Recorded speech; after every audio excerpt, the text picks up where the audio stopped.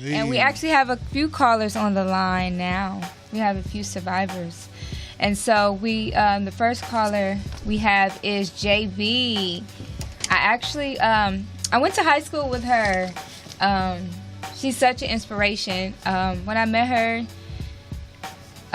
we really didn't talk. We talked more after high school, but she's a really great spirit. She was always dancing and singing. That's what I remember her for. Her spirit was always just, happy and all of that. So when she shared her story, it was really heartfelt. And I just always want to make sure that I always a good support for her because she is a really beautiful soul. And so I just wanted her to come on and introduce herself and her line and her business and her endeavors. JB. What's up? What's up? Hi. Hey. Hi, everybody.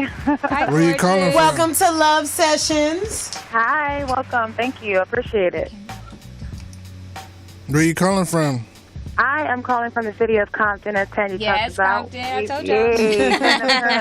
Hey. I'm actually outside sitting in my car outside of my rehearsal. I have a show this weekend as well, a Halloween comedy show with the crew that I'm with, Tough Crowd Entertainment, and pretty much black youth coming together, doing poetry, dancing, singing, fashion.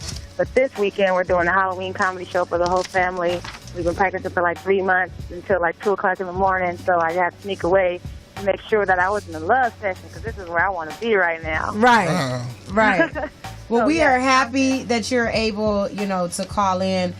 We know that this is Breast Cancer Awareness Month, and we know that you didn't actually have breast cancer, but that's why that was kind of like our segue to just be able to talk about the different forms of cancer and just, living with that, surviving it, but then also at the same time, dealing with life at the same time, relationships Absolutely. and love and all of that. And so I'm going to allow Miss Tangi to start us off. And then, we don't want to hold you too long because we know you got to get back to No worries. your rehearsal life. No worries. Yeah, so first I want to, so what is your, Tangi, she has a show coming up this weekend. What's the name of your show? It's called play. Top Five Dead or Alive, Halloween sketch comedy show. It was written, produced, and directed by Hala Williams. It's hashtag TUFFCRWD, Tough Crowd. And basically it's going to be a crazy time. It's a bunch of sketch comedy shorts that we all put together.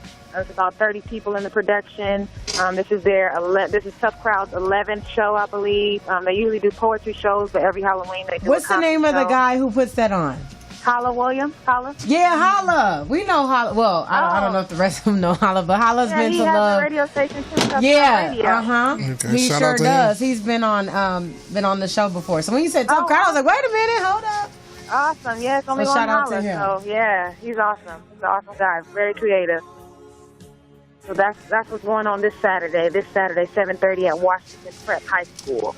What's your part in the play or the show? You know what? It's a lot of different things going on. I actually choreographed a lot of the dances. I'm dancing, singing, and acting. So I like to be a triple threat. I have been like pretty much all my life singing, dancing, acting. As you kind of told you guys, that's like what I want to do as a career. Fashion, all that good stuff, all the things that make people feel good. I love being a part of that.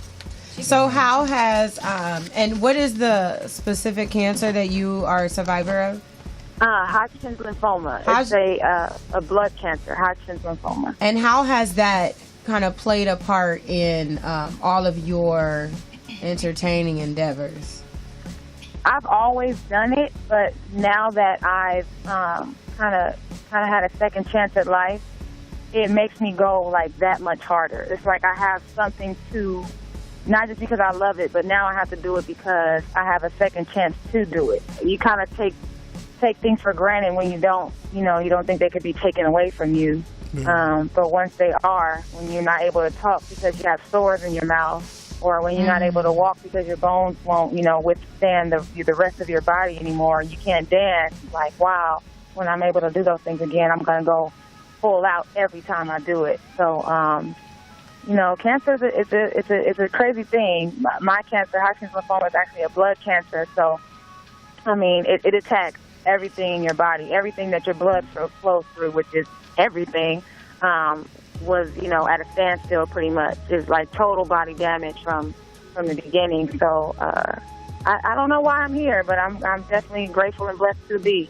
Well, God has a purpose for your life. That's why. Yeah, man. Purpose. That's why. I try to keep that thought in my head all the time. Faith over fear. Faith over fear.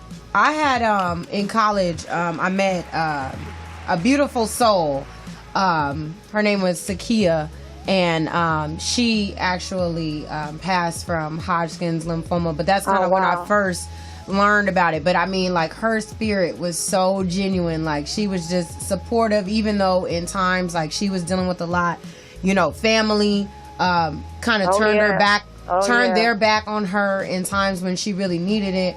It was just a blessing for me at the time, just to be a part of her life, to be able to support her in ways, because when other people are going through things or suffering, like as somebody who's not maybe going through the same suffering, you don't know exactly what to say or what to do or how to do it. That support is something else, man. I tell you, cancer is honestly, other than physical, it's absolutely a mental disease. And if your mind is not right, your mind is not, I don't want to say ready, because nobody's ready to be told that they have cancer. But if your mind is not in a place where you can withstand it, and you don't necessarily have those people that help back you up, or to, pick you up when you can't kind of stand up on your own, it's going to be really, really hard. If I didn't have, I don't know how I got it, but the mindset of a fighter from the beginning of it all, I definitely wouldn't be here, because it is absolutely mental. I was broken down from the inside out and the outside in, and it's really hard. But your mental is definitely a major part in that. How old were you when you were diagnosed? When I was first diagnosed, I was 23. Oh. I'm 27 now. I've been cancer free for 2 years, September 23rd. So yeah. All right. Yeah, man. And I have my God! Every time I say it, I want to cry. It's crazy. Right. How do you? What are like the not necessarily what are the symptoms, but what are things that you feel like could avoid it? Honestly, they don't have a reason for like where cancer comes from. As far as Hodgkin's lymphoma, there's two different types of lymphoma. There's non-Hodgkin's, and then there's Hodgkin's. Basically, one is like one cell is in there, and then the Hodgkin's is one cell is not. Okay. It's all blood cancer, though. So basically, how I kind of found out was that I was kind of like just checking myself out, looking at myself in the mirror, and I noticed that I had a lump in my neck. And at the time, well, this is love session, so I guess I could kind of tell. At the time, I had a boyfriend. About 3.5 years we were together, living together, and I'm asking him, like, you see anything different about me? Is there, I feel like I have a lump on my neck. Can you, like, kind of feel right there and see, if you see anything, feel anything? And, no, I'm just noticing you getting bigger, but, nothing that you're talking about. So I noticed that I was getting a lot of fatigue, very tired all the time, definitely gaining weight. Lumps in random places, just not feeling like myself, random aches and pains. And I just decided to go to the doctor one day, walked into the office and said, she asked me what were my symptoms. I said, I have a lump here. I tried everything I just said. And she got on the chair, put her hand on my neck, and within, I probably walked in at 3 o'clock, walked out at 3:30. By 3:05, she had told me I had cancer.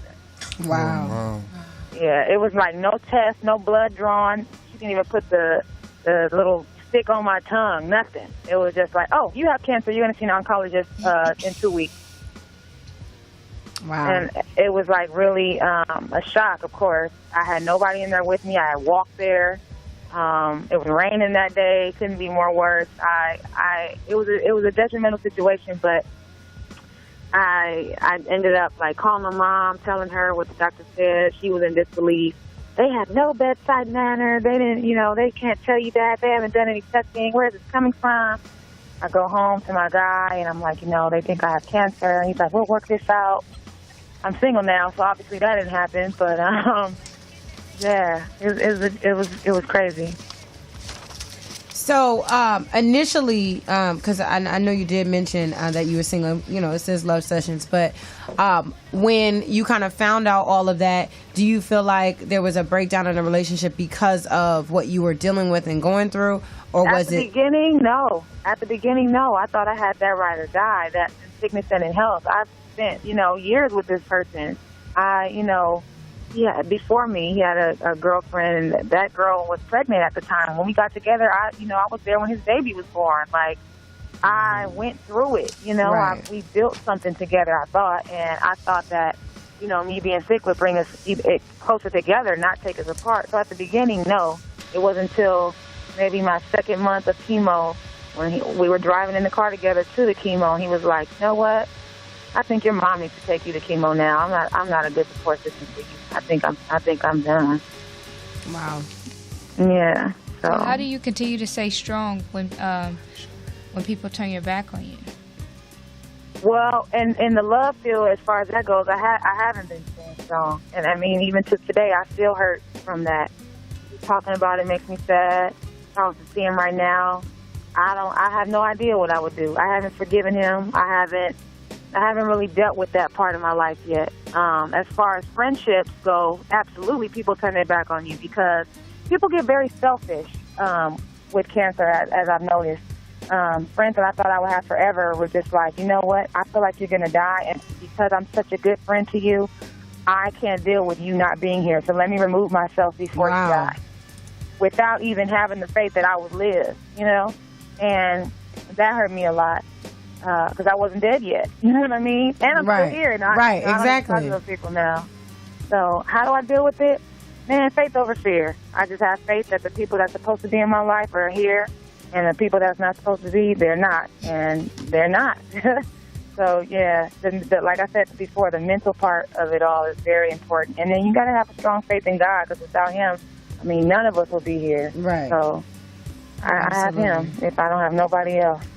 And I have a twin. I have a twin sister, so she's always been there for me. I have another me. Right. You have that other side support. Yeah, definitely. Support is a big help. So when the relationship, when he's going and like moving on, choosing to move on, were you at that moment? Did you feel like, okay, like did you try to like defend? Did you try to tell him like, hey, I need you right now, or he just said he's through, or he just decided to move on? No, he kind of still wanted to be like in my life, but he didn't want to be like at chemo with me sitting in the chair. He didn't want to be like at the forefront. He just wanted, I guess he wanted to be there when it was all over. And that's not the type of person I would want in my life anyway. Yeah, right, can't, absolutely. Only be with me when I'm cute. You know? So you gotta be with me bald head, no eyebrows. Right. So yeah. So so with that, sorry, so with that, like how do you went to a place in your life that a lot of people never, that a relationship never has to. Most relationships will never have to go through that. So you would never have to test a person's like loyalty in that way. So how are you, if you're in a new relationship, how does that factor in when you're like, will you be able to like really trust somebody in that same way? My guard is heavily up when it comes to relationships now. I've like been single since that person. So, and I don't think it's might be a fault of my own because my guard is so up and high. But people are very intimidated by the fact that I beat cancer and that I'm like really living right now. Right. I think so that when is so awesome. guys really don't approach me as far as that goes because they feel like, oh shoot, I'm about the games. I know she's not gonna be with that. So let me not even try. And I appreciate those type of men because don't waste my time. In new relationships, I think that I have liked other people. I kind of just they already know. They already know pretty much of my story. If they don't know, I definitely tell them. It's not a first date type of conversation. It's something I tell, when I, kind of get to know them a little bit. I kind of gauge their facial expression, their demeanor when I tell them. Most people are like, oh, wow, that's so cool that you did that. That's awesome that, you had that faith and that determination to get through it. And then most times I never hear from them again because, like I said, they get very intimidated. So I don't know. I haven't had anybody kind of stay around and figure it out yet. Well, I just want to let you know that you are very strong, you are very wise, and that you matter. And never allow anybody ever to make you feel any different. Thank you. I appreciate that. You're welcome. And I'm always here to be a support for you, and I really appreciate you. No, I appreciate you. You're doing some amazing things. I'm always following, always sharing what you're doing. I think you're an awesome woman as well. Everybody on the show. Thank you. Well, we appreciate you. And when you have the time to actually come down into the studio, we would love for you ma'am. Please, let me do know. that so that we can meet you in person, and then we can talk about the other things that you are doing. And yes, it's like a million. So we thank you for sharing your story. Everybody go see the show. Yes. Yeah, again, tell us again when it is. I'll be at the show. I'll be selling bootlegs outside the show. Come on, man. It's not the black business. Not us. Right. No, I'm joking. Don't worry. Thank you guys so much for having me. I appreciate you. All right. Well, you have a good night. Thank you.